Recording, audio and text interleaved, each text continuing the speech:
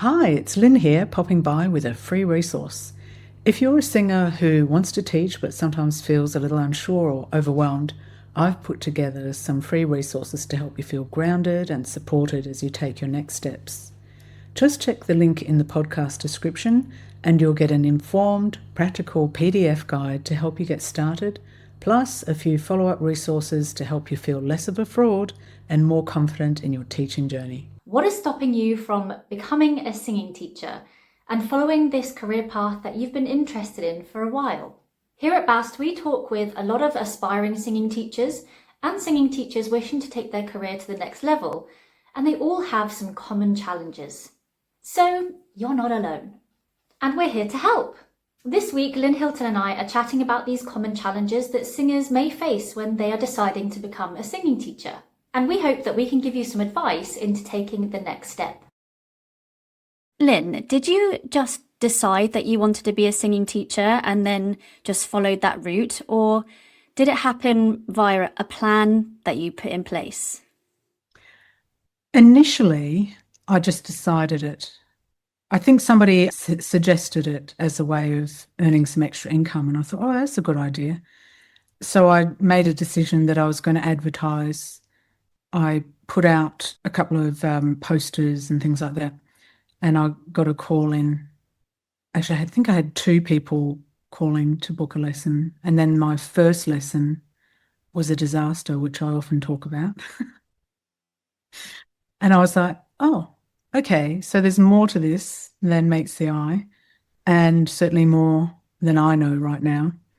And then I actually was a little bit more strategic. So I went away and did some learning, workshops, reading, exploration, and then started to formulate a plan. And when I went back into teaching, I was more strategic about it and planned it out a little bit further.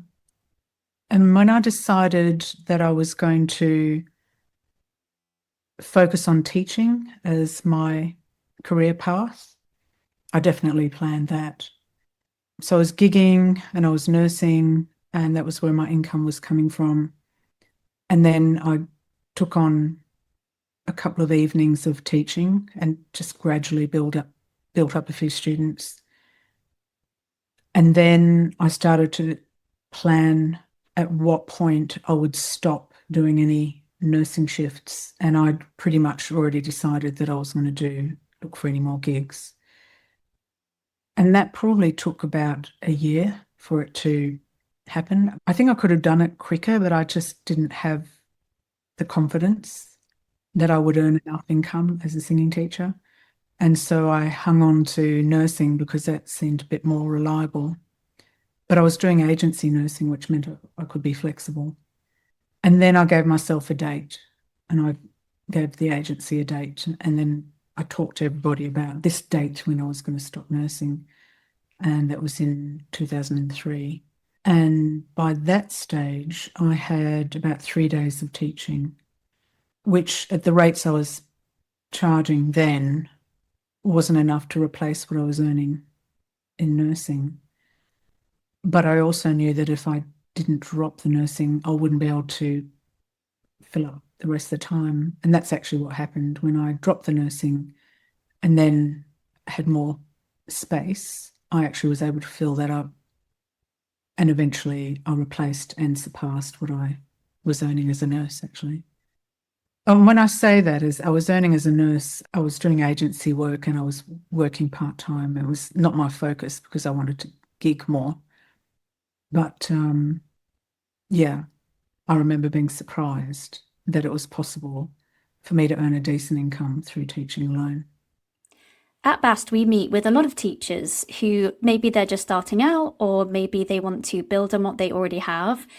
And we can see patterns in what's actually stopping them from taking the next step. And so this is what has inspired today's episode on what are the common things that get in our way to actually follow what we want to be doing. So let's start with number one then, Lynn. What do you feel is a real common one that you come across? Well, one common one is I don't know enough. And this is tied in often with imposter syndrome. Yeah, so that's something that people say, well, I don't really know enough of whether it's to do with the voice or assessing the voice or what kind of exercises to give or the business or keyboard skills. I just don't know enough to actually be a teacher. There's this prevailing myth, I think, that somehow as a teacher, you need to know absolutely everything before you can be called a teacher. And it's not really the reality. Yeah. I think we can relate this to some other things in our life. We cook every day, but not all of us are top-notch chefs, I can imagine. But we still do it and we still keep ourselves alive and well most of the time. I can also imagine it's a little bit like parenting in that how do you know if you want to be a parent, how to parent when you haven't even had the opportunity to? Ian Howe put a really great quote in his recent book, Hearing Singing, and we had him on the podcast recently where we talked about it there as well. And it was something along the lines of that he believes singing teaching is very much trial and error, and that there is no one pedagogy book or course that is going to be really useful immediately, that you can go and implement everything and it all makes sense. And so I think we need to embrace the fact that it's informed trial and error, and that if we wait until we know everything, we'll never start. Yeah, exactly. And I think if there were a couple of tips I'd give, one of them is just to start with what you do know. Quite often I'll sit and talk to the singer about what they already do know. It might be to do with songwriting or performing or repertoire or auditioning, harmony singing. They already know a lot about being a singer and singing. And we can start with that. It's not like you're starting with zero. It's not like you just suddenly walked off the street, having never done any singing in the past and decided, oh, I want to be a singing teacher.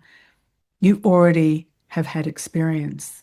So you can start with that and then start to build up the missing knowledge in layers. And it's one of the reasons why I think the foundation course is really useful, because you get to fill in all those gaps, turn the things that you already know into bigger strengths, and then help to build up the areas that you still need to build on.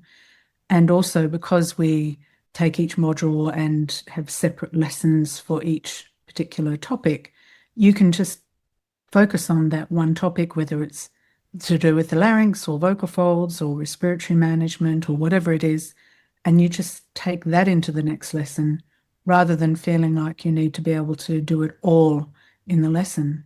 The student doesn't need to be overwhelmed either. So if you give them too much information, that's not necessarily going to give them a good lesson either. And we also need to recognize that if we take on students who are total beginners, then we will already be knowing a lot more than they do about singing, about music, about standing in front of a microphone, about singing along with a piano or some kind of accompaniment. And so you just need to have confidence that already you know enough to get started with, and start with somebody who is going to already be amazed at being in the room with you, learning some of what you know as a professional singer. If someone is just starting out, what's a good part of the vocal mechanism to concentrate on as that starting point? Well, you could start with, does a person sound breathy or not? So if they're too breathy, losing lots of air or not getting very strong tone, then you could focus on exercises that help bring the vocal folds together. So imitating something like a creaky door will automatically bring the vocal folds together. So you could do exercises around that, little creaky M sounds. If you wanted to move forward, with the sound, you could go to a mum, but still have that creakiness in the MUM. Then the other aspect you could be thinking about is, do they sound strained, or is the voice cracking or going flat? That's an indicator that the larynx is coming up too high. And so you could counteract that by giving them exercises that keep the larynx low. And that could be done through imitation of a dopey dom sort of sound, or it could be by pretending that you're about to start a yawn, or it could be by just putting your fingers at the throat area and noticing whether the lumps are going up or down. And even just that awareness can be enough to stabilize the larynx so that the person can get through their range without the larynx popping up. There could be some starting points. There's also lots of different breath management exercises, everything from learning what a good inhalation is to controlling the amount of air that's coming out. And there are so many great videos on YouTube that can give you a few ideas of where to start. And you might just write down if someone's breathy or if someone's losing lots of breath and running out of air, then I'm going to do these exercises. If somebody is sounding strained and yelly and their voice is cracking or going flat, then I'm going to approach with these exercises. So you could start there, or you could even start more simply by just doing a lip trill or an SOVT. There's plenty of videos on YouTube that will tell you what an SOVT is, or semi-occluded vocal tract exercise. And it might be that you just spend the first 10 minutes of the lesson doing those, and then you might apply that into a melody of a song, and then you might get the student to sing the lyrics of the song. And that could be your first lesson. And you don't have to do a full lesson either. You don't have to do 30 minutes or an hour. You could do 20 minutes just to get started. Also, if you recognize what your current strengths are, if you're really good at acting through song, then you could spend some time doing that. That's going to be great for the singer to learn how to communicate the emotions of the song and get across their message. When I started teaching, I had two friends who were sort of like my little guinea pigs to see if I wanted to take this on. And quickly I realized that I needed to find a course that suited me, or some extra learning that could really fill in lots of gaps that I felt I had, particularly as I was working with two males, which is quite something to jump into straight away with two male voices, I would say. Shopping around got a little bit overwhelming, and I think that is another point that some emerging teachers say, is that there's so much on the market. It's Black Friday today as we record this, and going into a shop and thinking, what TV do I want to buy? What book do I want to buy? There's so much choice. It's a bit like going into the Cheesecake Factory in America and trying to choose a dish because it's like a novel of a menu.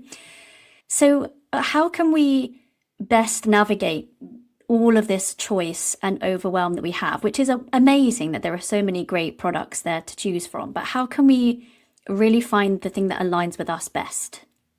It is overwhelming. And at the moment, I'm trying to buy appliances for a new kitchen, and I'm finding myself in decision paralysis because there's just too much out there. So I think, we need to simplify things and just think about, well, what are the core fundamentals I really need in order to get started? And I would say having a functional understanding of the anatomy that we're working with, that's the voice, so the larynx, the vocal folds, breath management, how to assess the voice, and then maybe some very basic exercises to get you started. As well as some ideas about how to get some students.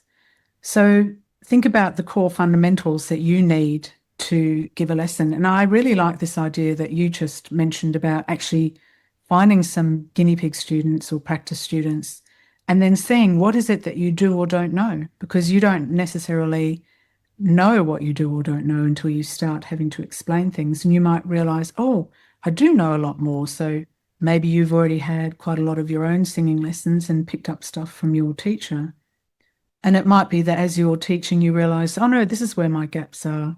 And these things I'm feeling quite confident with. So you could start with just figuring out what is it that you really need in order to get you to the next level.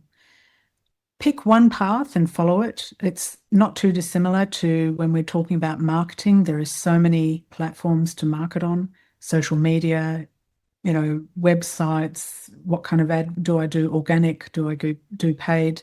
All of those kind of things. So I usually advise business people, just find one and follow that for a while, get good at that, and then start adding on to the next. So you might find a course that sounds perfect for you. You go and do it. It may not fill all the gaps that you need, but just get that underway and then go and find another one.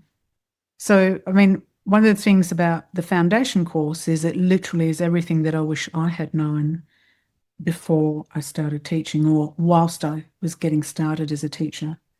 So the great thing about this course is that it's set out in different modules and just focuses on specific areas so that you're gradually building up. And by the end of it, you've covered functional anatomy, the tools that you have to use within the lesson, how to actually deliver a lesson. We talk about vocal health and what are the basics that you need to know as a singing teacher that will help you to give a healthy lesson and identify when someone's got some problems. And we also go into the basics and getting started in business. So by the end of the foundation course, you actually have a really good platform to get started on, very good foundation. And then you go out and start to build on that, as time goes on, which might lead you maybe to the level 5, or it might lead you to another course. Like you might decide, actually, I'm ready to do a master's, or I'm ready to do an undergrad, or I'm ready to hone in on these very specific topics, that are out there and that have courses. So don't think about the end game right now in terms of everything that you need to know. Just start with one path that feels like it's relatable to you and where you are, and save those deeper dives. Might be you're interested later down the track in deep diving into acoustics or more advanced pedagogy. Then you can do that, when you've had a little bit more experience and your foundations now have become more second nature.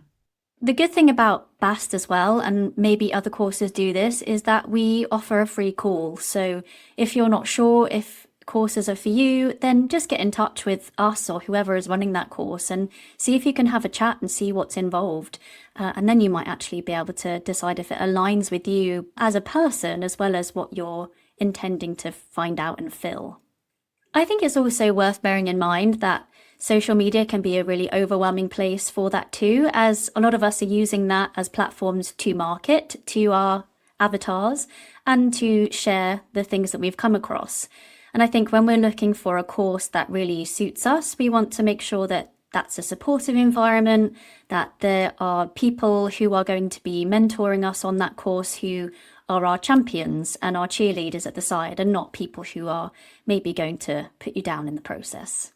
Yeah, I totally agree. It's very easy, I think, to be critical of others, but a little harder to actually give the support that really not only supports the individual, but I think the community as a whole. I think there needs to be a little bit more of that amongst the singing teaching community, that we support each other and we also recognize each other for our differences and celebrate that, as well as the things that we all have in common, which is usually to give a good singing lesson and to help people pursue their passion and interest in singing, which is always going to be a good thing. We need way more singing in this world. And I think that's an important role that we fill as singing teachers, is to help encourage young people in particular and older people to express themselves through singing and creativity. Speaking of knowledge gaps, number 3 on our list is people who worry they lack the piano skills that are needed to be a singing teacher.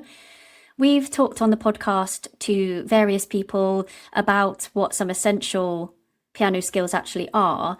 So what do you say to teachers who have this particular worry?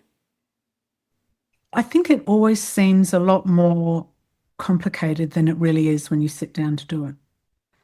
And I think in particular, if you're already involved in music, you'll probably have encountered some brilliant keyboard players out there.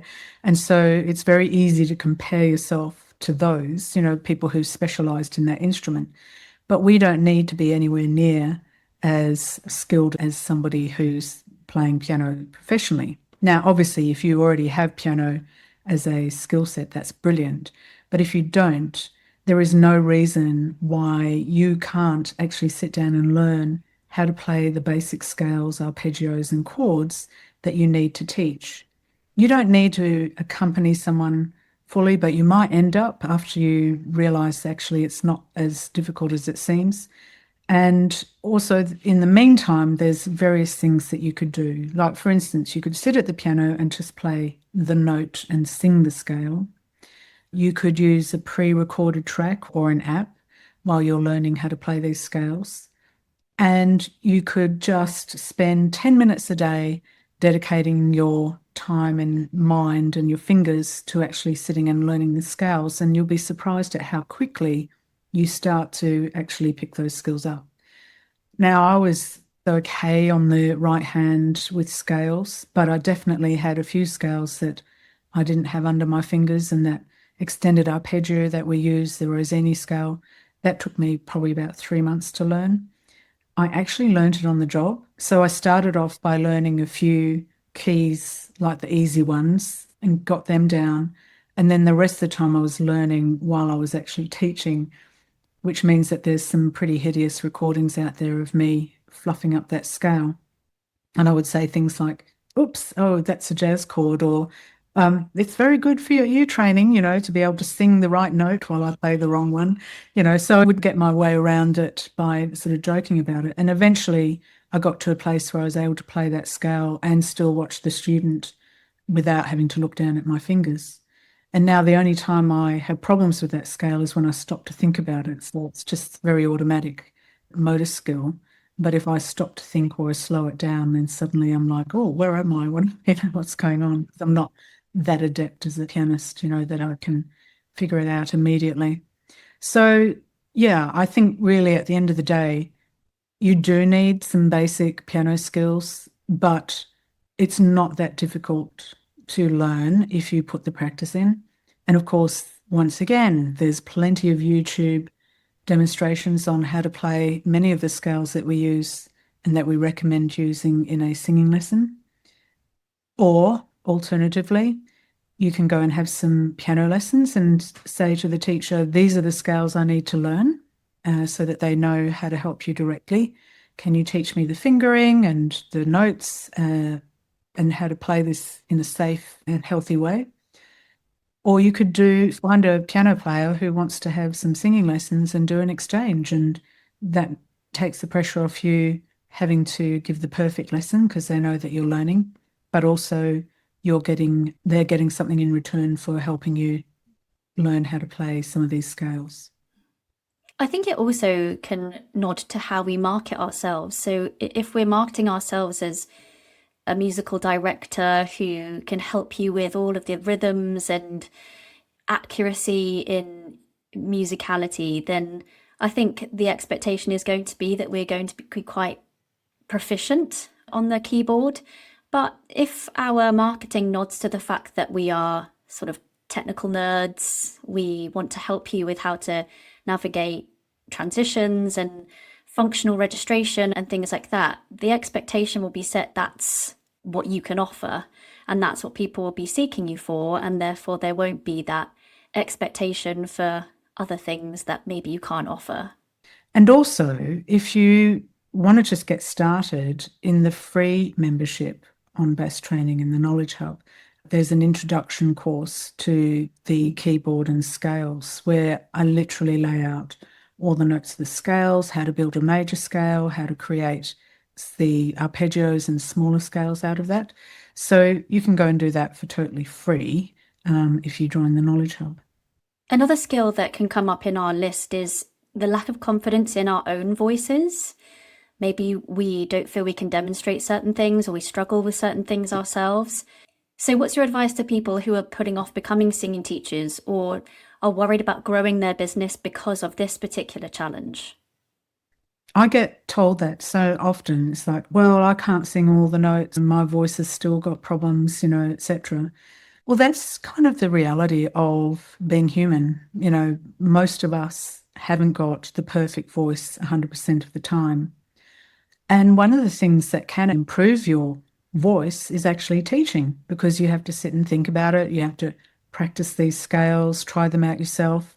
And quite often people will say that their voice has improved after they've started to understand more about how their voice works, and then which exercises are going to be specifically helpful to their needs. So actually, teaching can improve your own singing. I'd also say that it might be necessary for you to start working on your own voice. And why shouldn't you anyway? Because that's what you do, you're a singer. And just ease your way into some gentle vocal conditioning and technique. And you'll notice that as your voice grows stronger and more in control, your confidence will. And so that will help you in your teaching. So the other tip I would give is start with beginners as students. They're just getting started on the journey of singing, so they don't have high expectations. And also understand that they're not expecting perfection. Most of the time, the student is more worried about their own voice than thinking about the teacher's. And the other thing I want to say is that quite often students appreciate when you say, I'm still working on this area of my voice, and can you hear how my voice did a little flip or crack or sounded a bit breathy here? Well, I'm working on that, and these are the exercises that I'm using in order to help fix that problem. It makes you much more relatable, and it also means that people realise that you're continuing to develop and considering, what you need in terms of your voice and your technique. Hey you! If you're enjoying the Singing Teachers Talk podcast, then don't forget to hit the subscribe button. We are committed to bringing you engaging conversations and valuable insights from experts across the field of voice. By subscribing, it means we can continue to do that. You'll never miss an episode, and you'll be helping to spread the word to other singing teachers, vocal coaches, and overall voice nerds. So subscribe to this channel now and just watch your teaching grow. Ian Howell, who we've mentioned already, and we've had him on the podcast a few weeks ago, and I keep repeating it because I'm obsessed. But in his book, Hearing Singing, he says, the best teachers do not necessarily sing the best, they hear the best, which I think is a really lovely way to put it when we're maybe worried that we're meeting with a singer who perhaps we believe has a better voice than we do or is more advanced than we are. That actually we're there to help them solve a problem, and that we have many tools other than our own voices to be able to do that. And we're going to do a podcast in the future on teachers and demonstrating. Yes, and I totally agree with that. I definitely think that the ability to teach is actually way more important than the ability to sing, and to be able to communicate quite complicated concepts on an instrument that can't even be seen is important, to be able to communicate. Having said that, I think it's also relevant that we learn through imitation. So I definitely encourage singing teachers to be working on their voice so that they can demonstrate what they want their student to do. The reality is, I would say probably 80 to 90% of my students are way better singers than I am. Because I've worked with people who are touring the world, working with major artists or, pretty high up artists themselves, or working on their career as purely as singers. And so they're working on their voice a lot more than I work on my voice nowadays. And the reality is that, I would pale, if in comparison in terms of their ability. But I can hear when they need some help, and I know what will be able to help them so that they can go out and be their amazing singing selves. In fact, I recall quite clearly this client that came in, and she was singing way up into F6s and G6s. And I can't do that. And I couldn't do that even when my voice was in its peak. But I was still able to help her move her voice forward. And so knowing that I have the knowledge and the skills and the tools to do that gives me the confidence, even though I might not be able to necessarily sing as well as my student.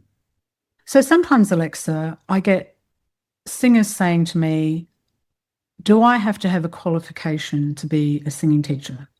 Because obviously we run not just the foundation course, but the level 5 extended diploma. And so when singers are trying to decide which one to go for, they wonder if maybe getting a qualification will somehow make them a better teacher or not. What are your thoughts on that?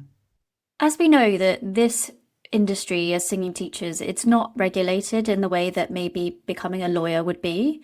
So qualifications, whether you've got a degree in music or whatever, or you've got a qualification as a singing teacher, doesn't seem to be as needed.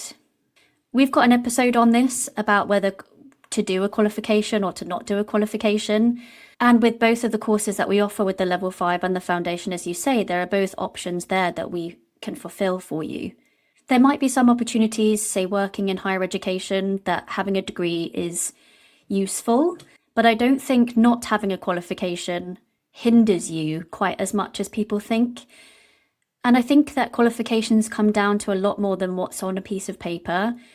And actually, the things that we can include in what qualifies somebody to be a singing teacher could be the experience they've had as a performer.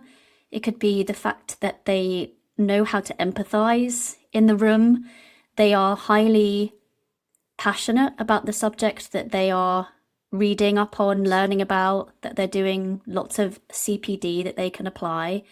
So I think it comes down to more than maybe passing an exam or having gone through a particular curriculum. What would you say?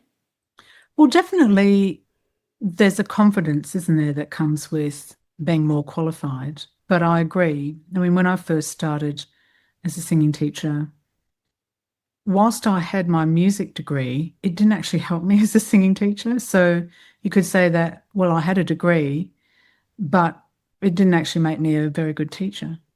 It wasn't until I started to focus on learning how to be a singing teacher that I became a better teacher. And then there were no qualifications I could do. So it's all very well saying, you know, you need to have a qualification, but if there isn't a qualification that's actually related to singing teaching, then it's maybe not that useful. You know, there's a lot of things that you can learn on these degrees, whether you're doing performance or music or voice, but they don't necessarily teach you how to be a singing teacher, especially in a one-to-one setting.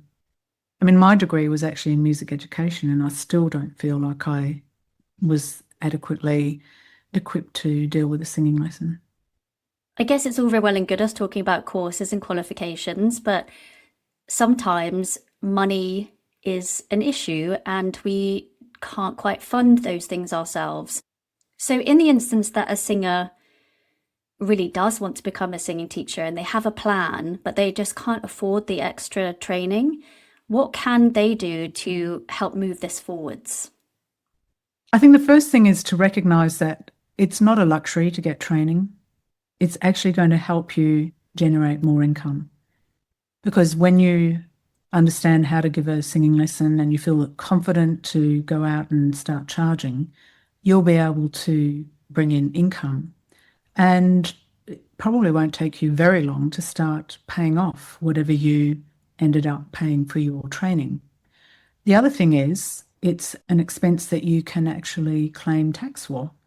So that's something that will help you not only generate more income, but it's tax deductible. The other thing is just start small. So start with a free course maybe, or free content or resources. Bass Training often has free resources that you can download to get you started as a singing teacher. So start there and work with some guinea pig students, start to get more confident, and then you might just charge a small amount as you start building up your practice. There's also courses and workshops and webinars and trainings that come in at a lower cost. The foundation course obviously is a lower cost than the level 5. And then if you want to go on to do a master's, that takes you sort of into higher qualification and obviously higher costs. But you might think, I won't be ready for that for a few years. And by that stage, you've already started to build up some income through your teaching. And the other thing is, see if there's courses available out there which have payment plans. And of course, given that we're just recording this before Christmas, think about asking friends and relatives to help support you in retraining or training or getting extra training so that you can start earning some more income. So there are a couple of things that you can start off with. Certainly for the level 5, we have installment plans, and it's very affordable, something like around 150 to 160 pounds a month. And if you're teaching, I don't know, 3 or 4 students, around 30 to 40 pounds an hour, then you're definitely going to be able to cover those costs.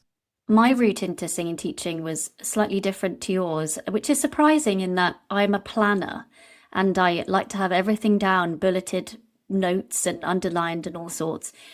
But whenever I have found myself in a rut with where I am, I tend to just have to cut off the thing that is stopping me completely, which is usually a job that isn't serving me. The first time I did that was when I was working at game headquarters, which maybe this is no surprise, but gamers are harsh. They're harsh on the phone. If their game doesn't get delivered on time, my goodness me, they will send all of the insults your way. But it was nothing to do with what I wanted to do in my life. And so the way that I could get on track for myself was to just quit. And when I did that, I got my agent, which was awesome, and then got my first performing job. And then when I decided to come away from performing, I was working in an office and I just had to quit that to be able to really put myself back on a path that was more suited. It's not something that I necessarily condone if financially you don't feel like that is a safe place for you to go to. And we've spoken recently with Zoe Stebe and Gemma Sugru on this topic, and we touch upon, what's the best way for people to make their own individual steps forward. But something that could help is to carve out maybe that one afternoon, one evening, maybe one day at the weekend where you can start to teach. And then as you start to build that up and realize if that's for you, you can start to maybe cut away some of that other work stuff or other commitments that you have that aren't serving your life. Yeah, definitely. When I transitioned from other work into teaching, I started off with 4 or 5 days of nursing work, and then there was just the evenings I did teaching.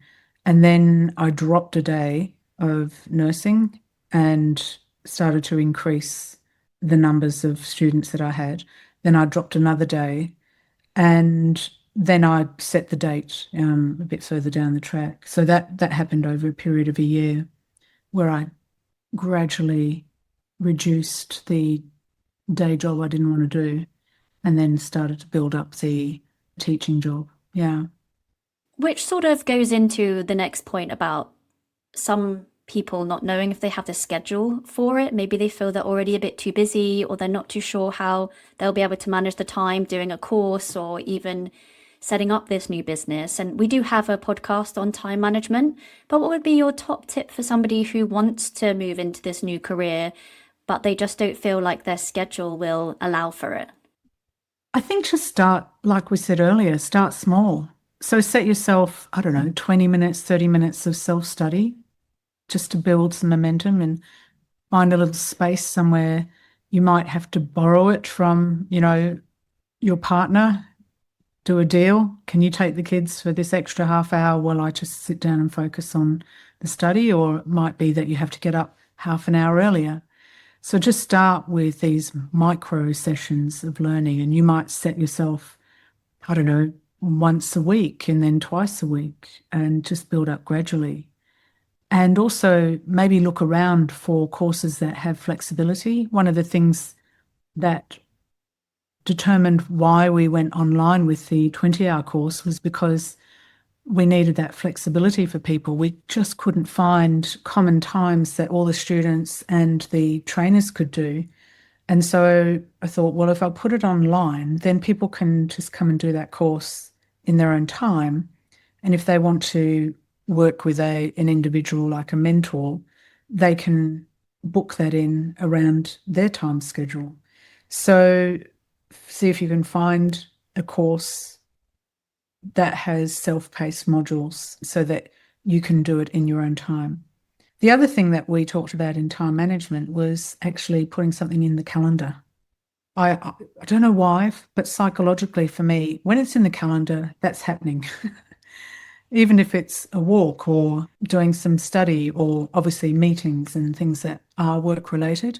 Once they're in the calendar, in my head, it means it has to happen. So it might be that you need to put in these non-negotiable events into your calendar so that you see it as part of your weekly to-do list. Another thing which can be quite useful is co-working hubs. We run 3 of them a week where you can log on with other people who are working or studying or practicing, and you don't share, the microphone. Everybody's muted, but you know that there are other people there doing some kind of work along with you. I join one on Wednesday mornings from 8 till 10:30 because I need to do a bunch of writing, but I find it really difficult to fit it in around my schedule unless I actually put it in the diary.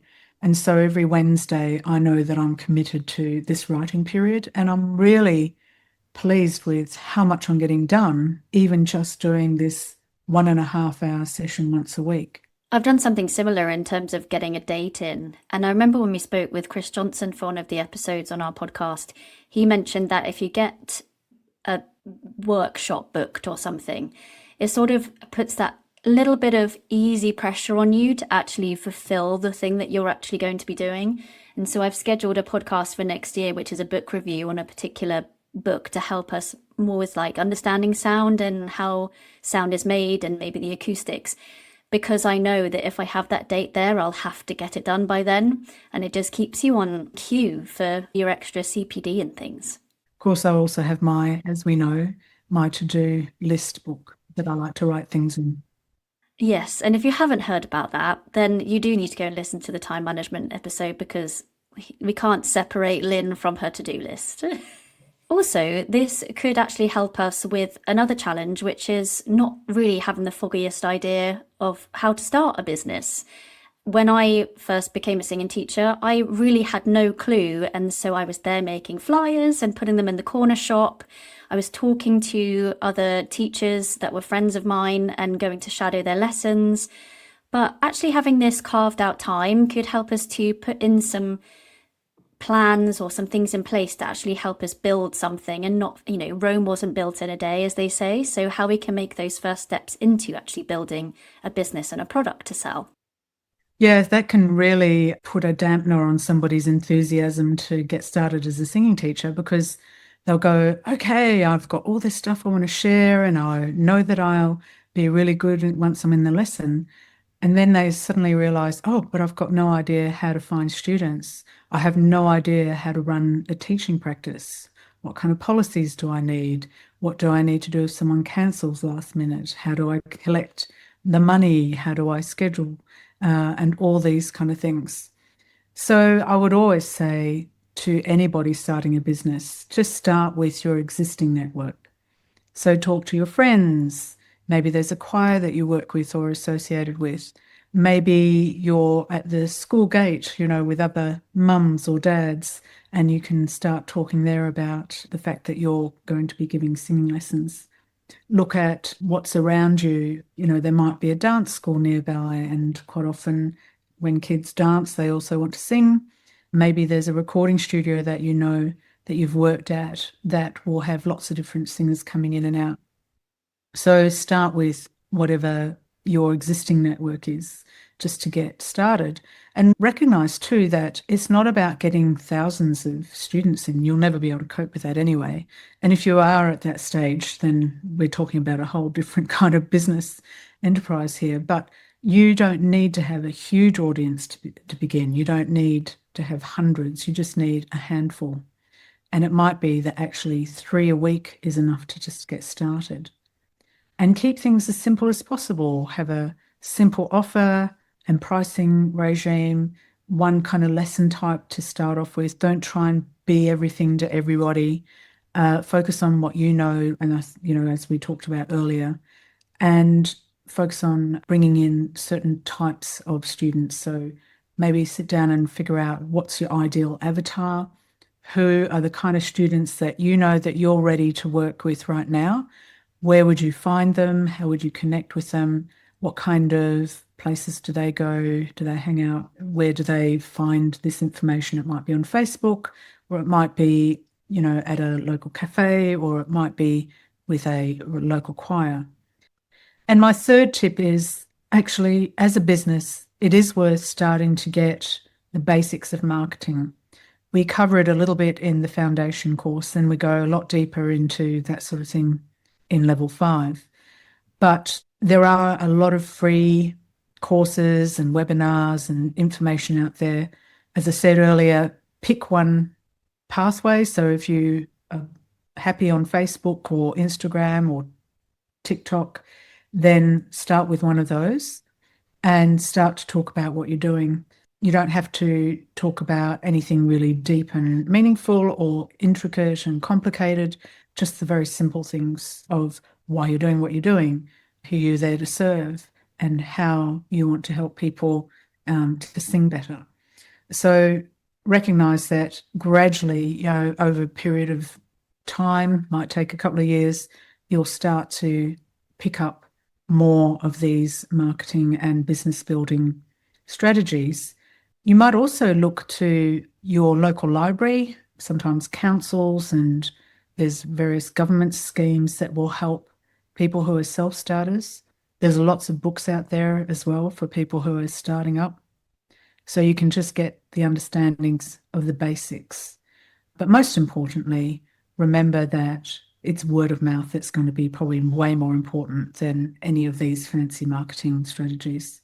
So if you are giving a good lesson and you are able to support your singers, they'll talk about you, and very quickly your reputation will start to build and your teaching practice will start to thrive.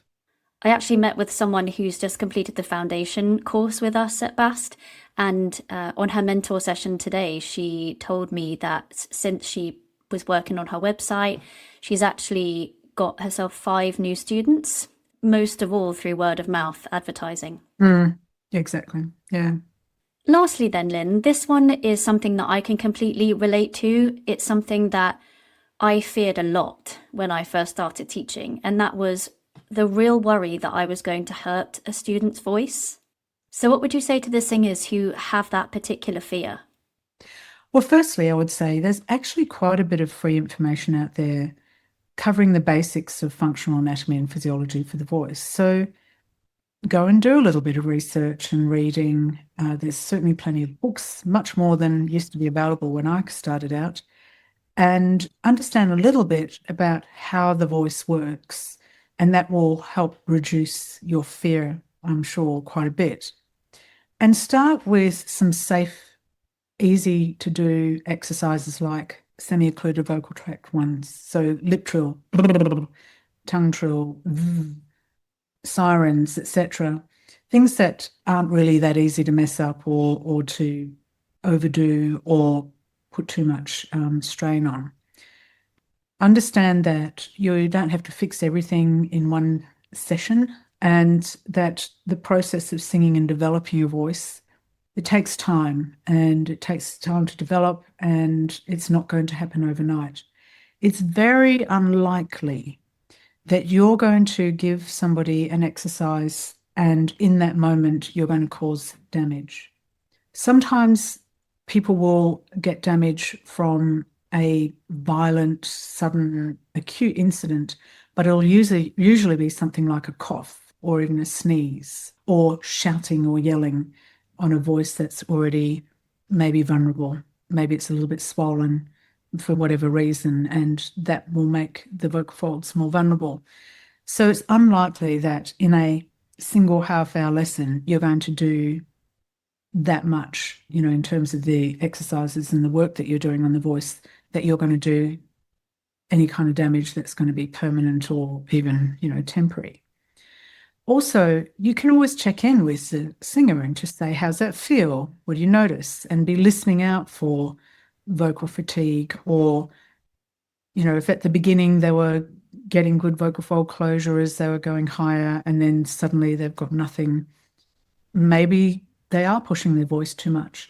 And so going back to an SOVT or gentle exercises that are descending may help the voice settle down a bit and then you could advise the student to maybe rest their voice from singing for the rest of the day and then ease back into it the next day.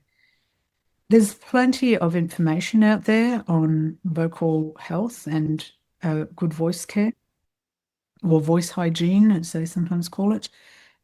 So there's no reason why you can't get more informed.